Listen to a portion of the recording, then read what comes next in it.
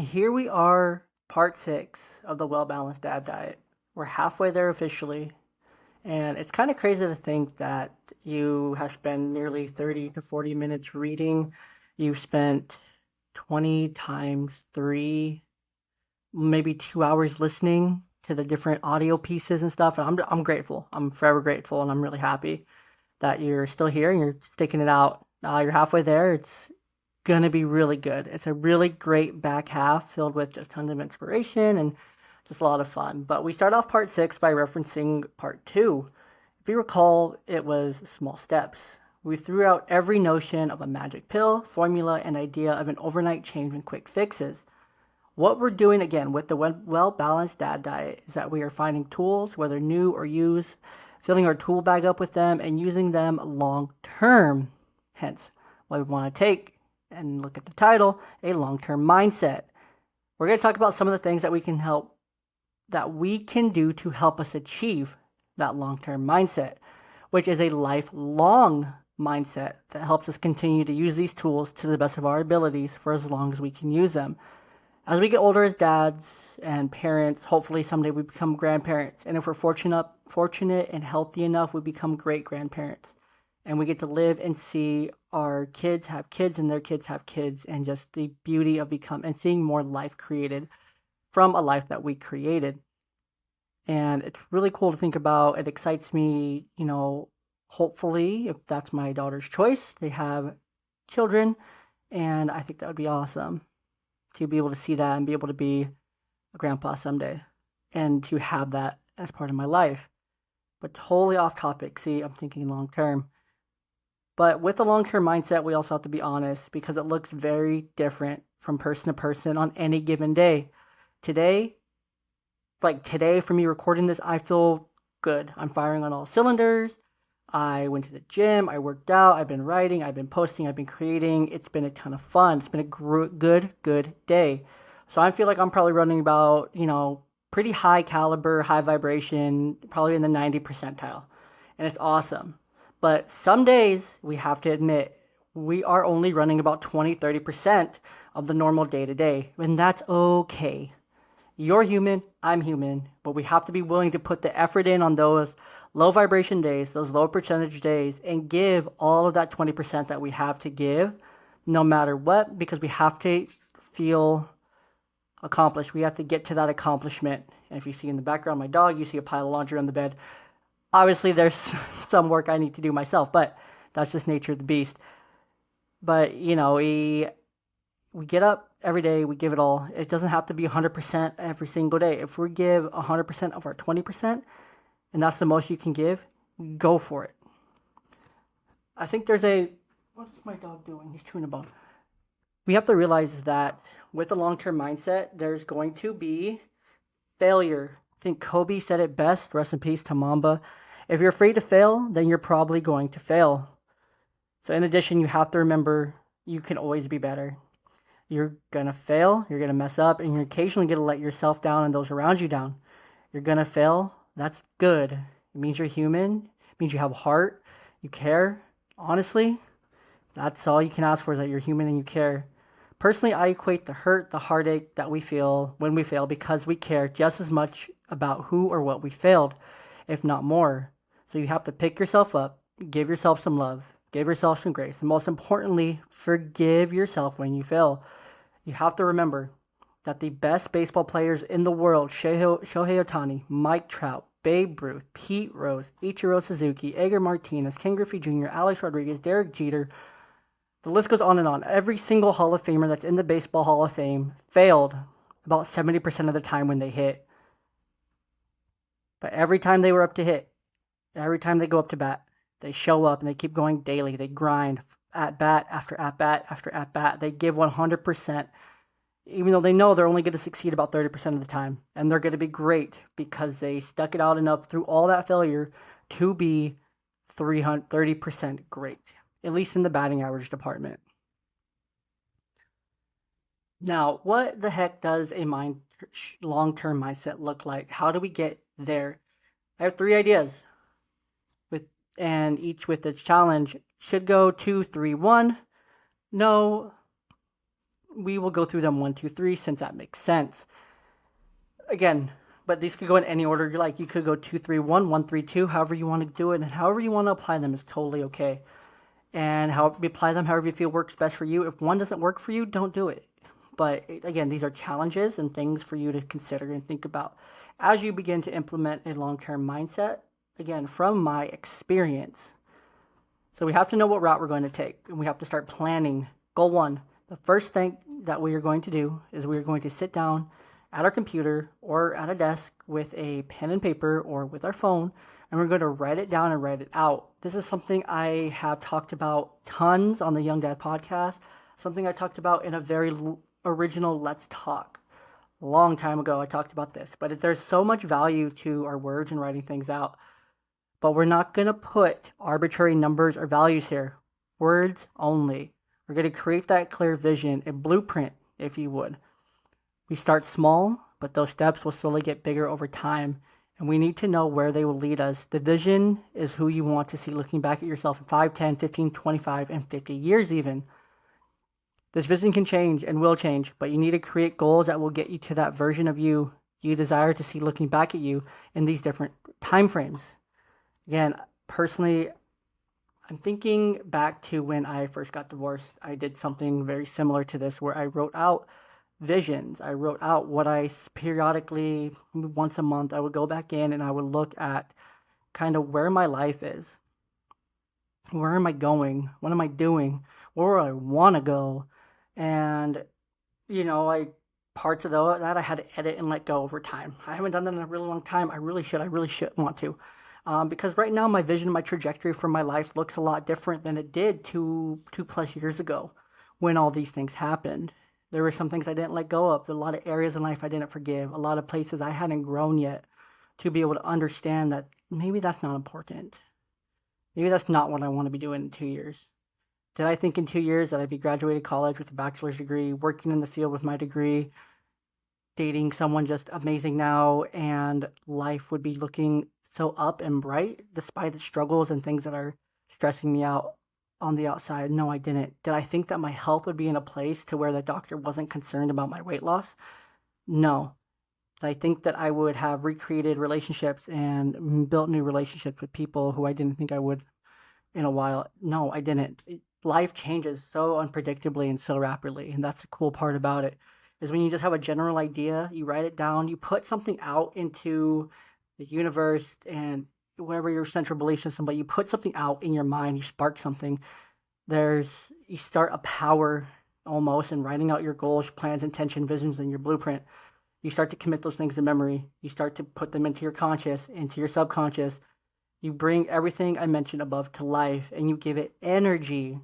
When you write it out, you develop another part of energy and life. You bring color and all your senses into it because you start to envision it. You start to get hungry. You start to get eager. You start to see the colors, smell the smells, hear the sounds, taste new foods, feel the touch of loved ones, and all these senses start firing. Then you start to get this level and create a clear vision.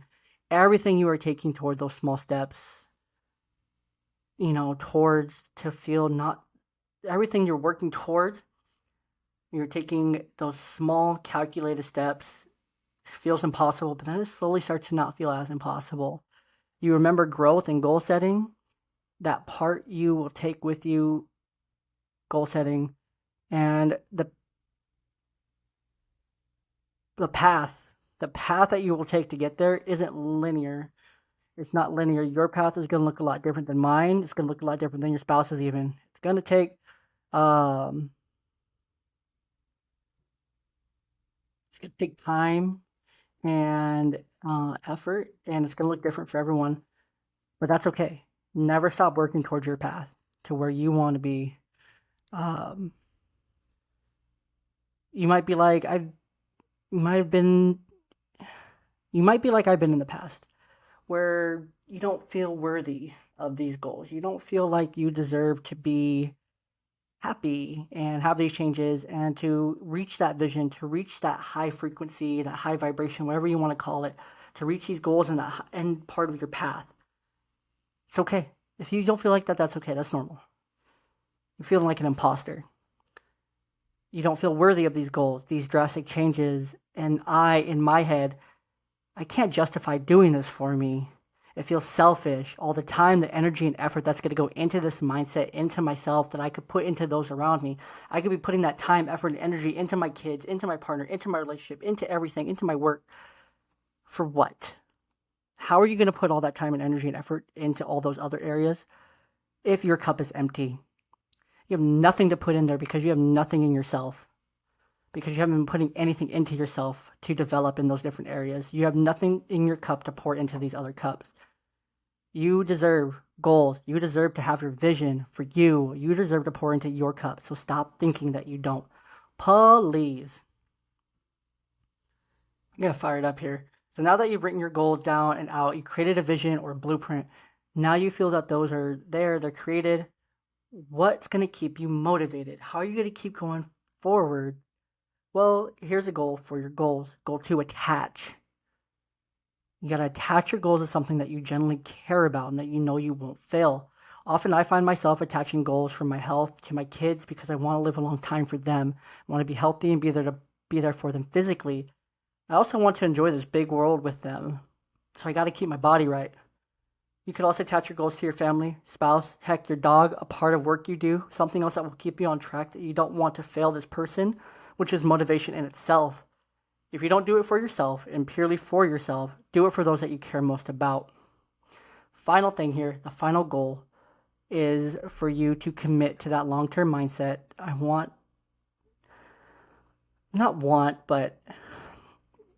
We want to keep working, that we want to keep working towards. We're working towards this long-term mindset. We're working long-term. We're writing down our goals. We're writing them out. We're attaching our goals to people, things that we deeply care about. And lastly, we're going to be intentional about the things we do. Goal 3. We will think about the goals intentionally. And what I mean by intentionally is that you're going to write them out. You can vision plan, vision board, blueprint, whatever you want to call it. You can attach them to wherever you want, but you have to implement them. There has to be action. You have to act on these goals. For me personally, I have goals around my health. I have goals around my mental health, podcasting, being creative. Days are short. There's 24 hours in a day. You probably sleep for 6 to 8 of them. So then you're down to about 16 to 18 hours a day. 8 of those, and maybe 9 of those spent at work. Cut that in half again. You got 8 hours to yourself. You got 8 hours, maybe. No, yeah. You got 8 hours-ish a day. Maybe less, 6 to 8. Travel, whatever else. That's not a lot of time to spend time with your family, spend time with your partner, sit down, write, exercise, do all the things that you want to do every day. For me, what I have to do, I have to write out. I have to be intentional. Like, I'm going to do this on this day. I'm going to do this on this day. I'm going to do this on this day. And I have to be so intentional and so thought out and ahead of myself that I have to make sure I'm thinking way ahead.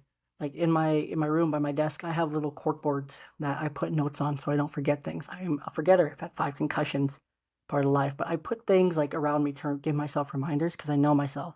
But then I also do action steps and plans and where I want to go and little reminders. Like one thing that's on my little blog paper on my corkboard is, am I the person I want to be? So I'm constantly reminding myself that I'm working forward, I'm working towards something, I'm working toward that person I want to be in 50 years, in 5, in 10, 15. I'm constantly working toward being that person that I envision, that I see in these different aspects. We have to do the things, we have to act on our goals, we have to do the things we have set as goals, we have to put action steps in line. We have to brainstorm those action steps because yes, we can write it down, we can write it out, we can attach it to something. It's not going to happen by itself. You have to put energy and effort into your goals. These things will be intentional. They have to be with purpose, conviction, and energy. Remember we talked about earlier? We go daily into life with as much as we can give. We can only give 47%. Try saying that 3 times fast. 47%. We give 100% of that 47%.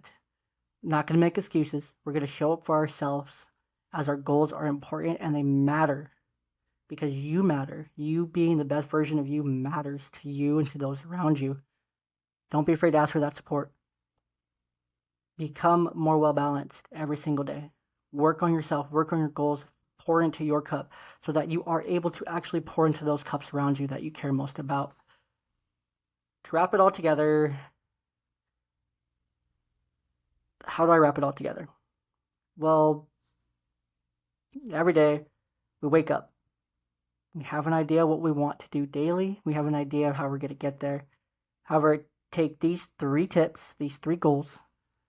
It helps you go from having an idea to knowing precisely what, when, where, how, and how you will be that, how you're going to do that, how you're going to be that best version of yourself for you and everyone you love and care about.